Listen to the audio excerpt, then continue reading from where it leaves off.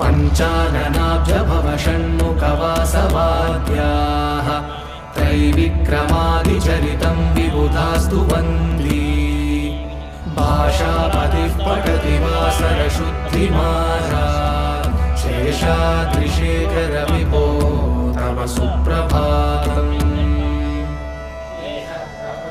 ईषत्प्रफुल्लसरसीरुहनारिकेलफूगद्रुमादिसुमनोहरपालिकानाम् आवादिमन्दमनिलः सह दिव्यगन्धैः शेषाद्रिशेखर विभो तव सुप्रभातम्